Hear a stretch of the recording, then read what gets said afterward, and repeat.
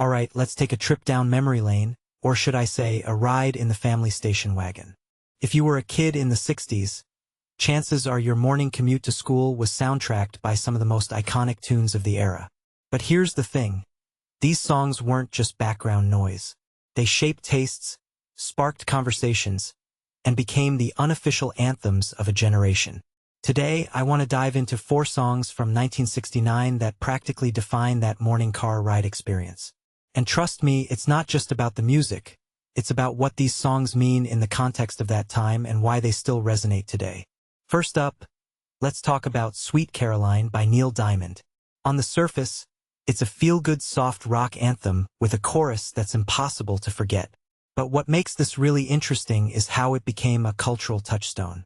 Personally, I think it's the kind of song that transcends its era. It's not just a hit from 1969. It's a song that's been sung at baseball games, family reunions, and karaoke nights for decades.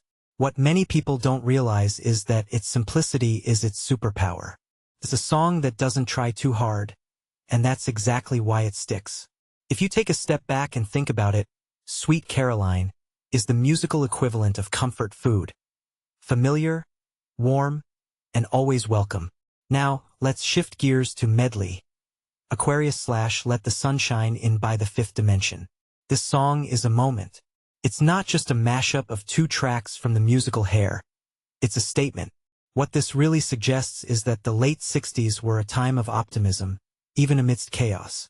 The psychedelic soul vibe, the harmonies, the message of hope, it all comes together in a way that feels almost otherworldly. In my opinion, this song is a time capsule of the era's ideals. But here's the kicker. It's also a reminder of how music can be a form of escapism. When you're a kid in the back seat, hearing this on the radio, it's not just a song. It's a promise that things can get better. Next, we've got Hot Fun in the Summertime by Sly and the Family Stone. This one's a banger, plain and simple. But what makes it fascinating is its duality. On one hand, it's a fun, funky track that screams summer vibes. On the other hand, it's a product of a band that was pushing boundaries in terms of sound and message. One thing that immediately stands out is how it captures the energy of a season while also reflecting the social and cultural shifts of the time. Sly and the Family Stone weren't just making music, they were making statements. And this song is a perfect blend of both.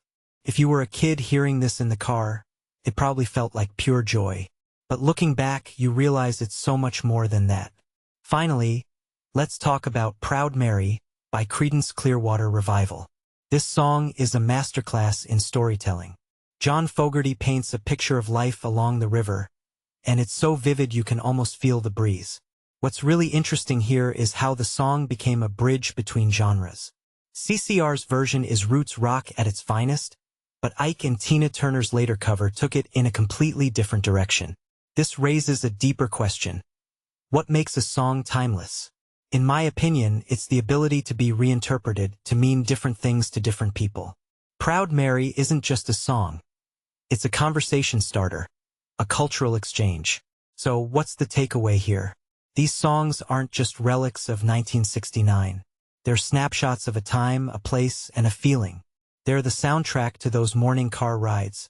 But they're also so much more. They're reminders of how music can shape us, connect us, and stay with us long after the radio stops playing. Personally, I think that's what makes them unforgettable. And if you're watching this, I'd love to hear your thoughts. What songs from your childhood still stick with you? Let's chat about it in the comments.